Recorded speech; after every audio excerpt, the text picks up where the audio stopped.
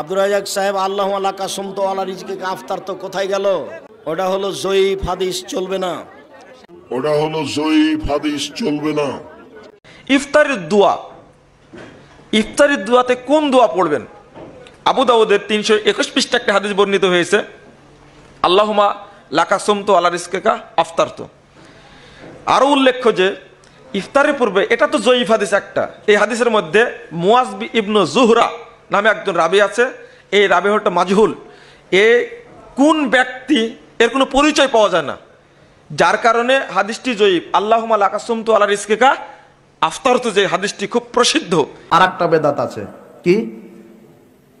দোয়া ইফতারের, আল্লাহুম্মা লাকা সুমতু আলা রিজকিকা আফতারতু, এই দোয়া ঠিক নয়। প্রিয় দর্শক, আপনারা ভিডিও শুরুতেই শুনতে পেলেন তিনজন তথাকথিত নামধারী শায়েখ তারা দাবি করলো আমরা ইফতারিতে যে দোয়াটা পড়ে থাকি আল্লাহুম্মা লাকা সুমতু আলা রিজকিকা আফতারতু, এই দোয়াটা নাকি জয়ীফ হাদিস দ্বারা সাব্যস্ত এবং এই দোয়াটা ইফতারির টাইমে পড়া চলবে না। আর লামাযহাবী তথাকথিত আহলে হাদিস শায়েখদের নিকটে জয়ীফ হাদিস যেহেতু মানা যায় না, প্রত্যাখ্যাত, এজন্যই মূলত ডাইরেক্ট বলে দিলেন যে এই দোয়াটা ইফতারির টাইমে চলবে না। লাস্টে যে শায়েখের বক্তব্যটা শুনলেন, উনি তো এক পর্যায়ে বেদাত বলে ঘোষণা করে দিল। প্রিয় দর্শক, এই তিনজন শায়েখ যে বক্তব্য দিয়েছে, আমি চ্যালেঞ্জ করে বলতে পারি ইনাদের বক্তব্য 100-র ভিতরে 100% মিথ্যা এবং প্রতারণা। এই তিনজন শায়েখের এই চাপাবাজিমূলক কথাগুলোর, এই মিথ্যাচারগুলোর দাঁত ভাঙ্গা জবাব এই ভিডিওর ভিতরে দেব ইনশাল্লাহ। আপনাদেরকে একটাই কথা বলবো, আপনারা ভিডিও লাস্ট পর্যন্ত জুড়ে থাকবেন। আজকের ভিডিওতে ব্যক্তিগত কোনো কথা বলবো না, শুধু দলিল আদিল্লার ভিত্তিতেই কথা হবে ইনশাল্লাহ। তিনারা যে দোয়াটিকে জয়ীফ হাদিস দ্বারা সাব্যস্ত বলেছেন, এটা মোটেই ঠিক নয়, বরং উক্ত দোয়াটি হাসান পর্যায়ের একটা সহিহ হাদিস দ্বারা সাব্যস্ত। প্রিয় দর্শক, এটা আমি চাপার জোরে বলছি না, এখন আপনাদেরকে সে বিষয়টা দলিল দিয়ে ইনশাল্লাহ পাই টু পাই বুঝিয়ে দিচ্ছি। আপনারা স্ক্রিনের দিকে লক্ষ্য করুন। এই হাদিসটা এসেছে আবু দাউদ শরীফের ভিতরে, হাদিস নাম্বার 3558। হাদিসটি বলছি, আপনারা স্ক্রিনে লক্ষ্য করুন। আন মুআজ ইবনে জুহরাতা আন্নাহু বালাগাহু আন্না নাবিয়্যা সাল্লাল্লাহু আলাইহি ওয়াসাল্লাম কানা ইজা আফতারা।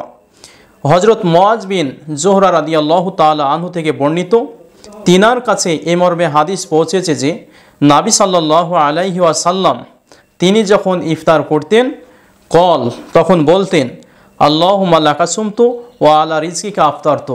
এই দোয়াটি তিনি ইফতারের টাইমে বলতেন। এবার চলুন আমরা দেখে নিই এই হাদিসটা মুহাদ্দিসিনদের বক্তব্য অনুযায়ী সহিহ না জয়ীফ, সেটা আপনারা এখন স্ক্রিনে লক্ষ্য করুন। হাদিস শাস্ত্রের প্রখ্যাত একটা কিতাব তুহফাতুল মুহতাজ ইলা আদিল্লাতিল মিনহাজ, এই কিতাবের ভিতরে বিশ্ববিখ্যাত একজন হাদিস শাস্ত্রের ইমাম আল্লামা ইবনুল মুলাক্কিন রাহিমাহুল্লাহ উক্ত হাদিসটিকে পেশ করার পর বলেছেন রাওয়াহু আবু দাউদ।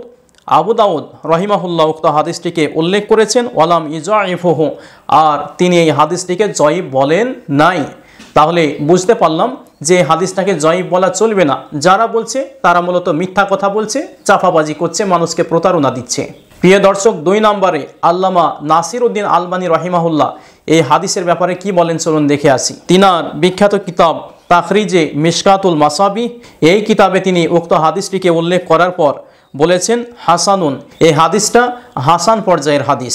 প্রিয় দর্শক, 3 নম্বর কিতাব আল বাদরুল মুনির, হাদিস শাস্ত্রের প্রখ্যাত কিতাব, এই কিতাবের ভিতরে উক্ত হাদিসটিকে উল্লেখ করার পর লেখক লিখেছেন ওয়াহাজা ইসনাদু হাসানিন, এই হাদিসটা একটা হাসান পর্যায়ের সহিহ হাদিস।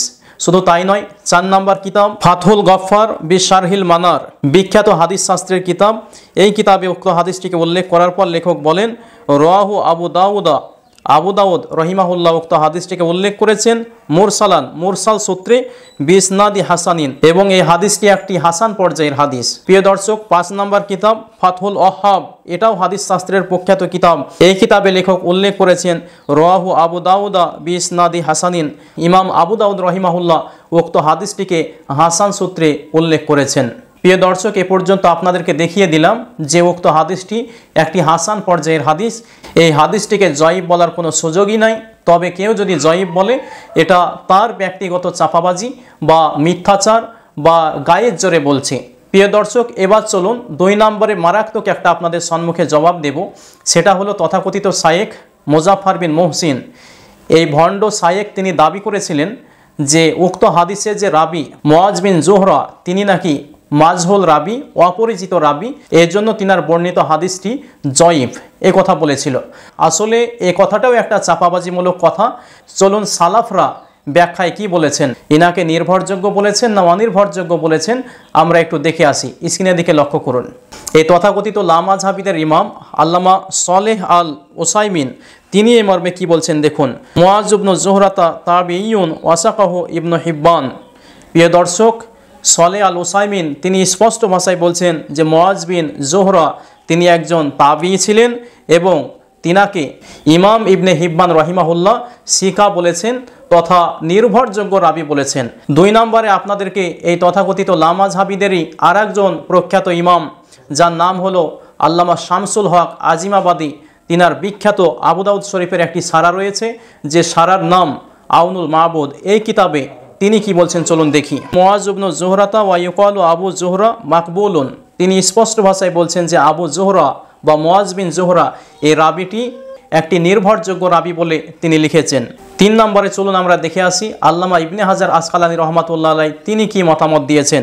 তিনার বিখ্যাত কিতাব তাহরির ও তাকরিবি তাহজিব এই কিতাবের ভিতরে বলেছেন মুআজ ইবনু জোহরাতা ওয়া ইউকালু আবু জোহরা মাকবুলুন। মুআজ বিন জোহরা এই রাবিটি মাকবুল রাবি, গ্রহণযোগ্য রাবি, নির্ভরযোগ্য রাবি। 5 নম্বরে লামাযহাবি আহলে হাদিসদের একজন বিখ্যাত শায়েখ বা বিখ্যাত ইমাম যার নাম হলো আল্লামা উবাইদুর রহমান মুবারকপুরি, যিনাকে ইনারা খুব প্রায়োরিটি দিয়ে থাকে, গুরুত্ব দিয়ে থাকে। তিনি এই মর্মে কি বলছেন দেখুন। তিনার প্রখ্যাত কিতাব মিশকাত শরীফের সারা মিরআতুল মাফাতি এই কিতাবের ভিতরে তিনি বলছেন ওয়াইকালু মুআজুন আবু জোহরা, মুআজ বিন জোহরাকে বলা হতো আবু জোহরা। ক্বালা ফি তাকরিবি এবং তাকরিব নামক কিতাবে এসেছে মাকবুলুন, তিনি একজন নির্ভরযোগ্য রাবি, গ্রহণযোগ্য একজন রাবি। প্রিয় দর্শক, 6 নম্বরে চলুন এবার দেখে আসি আল্লামা মোল্লা আলী কারি রহিমাহুল্লাহ তিনি এই রাবির ব্যাপারে কি মন্তব্য করেছেন। তিনার বিখ্যাত কিতাব মিরকাতুল মাফাতিহ নামক গ্রন্থে স্পষ্ট ভাষায় তিনি বলছেন মুআজ ইবনু জোহরাতা ওয়া ইউকালু আবু জোহরা মাকবুলুন, অর্থাৎ মুআজ বিন জোহরা তিনি হচ্ছেন নির্ভরযোগ্য রাবি, গ্রহণযোগ্য একজন রাবি।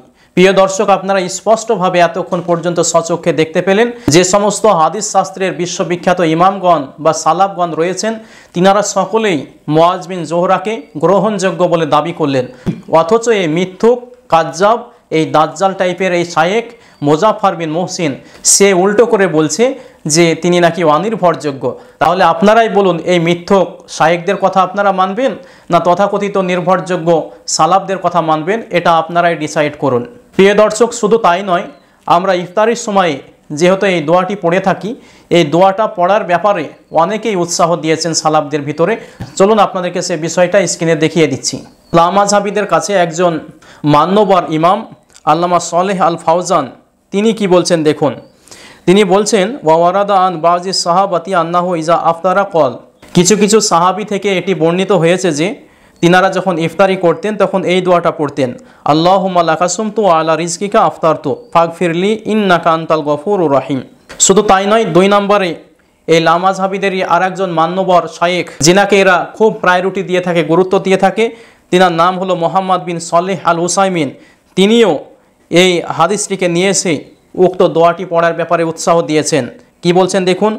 ওয়া রাওয়া আবু দাউদা আন মুআজ ইবনে জোহরাতা মুরসালান মারফুআন, হযরত আবু দাউদ রহিমাহুল্লাহ তিনি মুআজ বিন জোহরা হতে উক্ত হাদিসটিকে মুরসাল সূত্রে নিয়ে এসে তিনি বলেছেন কানা ইজা আফতারা, যখন নবী সাল্লাল্লাহু আলাইহি সাল্লাম ইফতার করতেন ইয়াকুলু তখন বলতেন আল্লাহুম্মা লাকা সুমতু আলা রিজকিকা আফতারতু। আল্লামা সলেহ আল ওসাইমিন স্পষ্টভাবে দাবি করলেন যে নবী সাল্লাল্লাহু আলাইহি সাল্লাম এই দোয়া পড়তেন, সুতরাং আমরা যদি পড়ি এতে কোনো অসুবিধা নয়। 3 নম্বরে চলুন হাদিস শাস্ত্রের প্রখ্যাত কিতাব আল মুহাজ্জাব কিতাবে কি এসেছে। ওয়াল মুস্তাহাব্বু আয়াকুলা ইনদা ইফতারিহি আল্লাহুম্মা লাকা সুমতু আলা রিজকিকা আফতারতু, ইফতারের সময় আল্লাহুম্মা লাকা সুমতু আলা রিজকিকা আফতারতু এই দোয়াটি পড়া মুস্তাহাব তথা পছন্দনীয় কাজ, ভালো কাজ। শুধু তাই নয়, আল্লামা ইমাম গাজ্জালি রহিমাহুল্লাহ কি বলছেন চলুন দেখে আসি। তিনার বিখ্যাত কিতাব আল ওয়াসিত এই কিতাবের ভিতরে তিনি বলছেন ওয়া ইয়াকুলু ইনদা জালিকা আল্লাহুম্মা লাকা সুমতু আলা রিজকিকা আফতারতু, অর্থাৎ ইফতারের সময় উক্ত দোয়াটা পড়তে হবে, এ কথাই তিনি বলছেন এবং সাপোর্ট করছেন।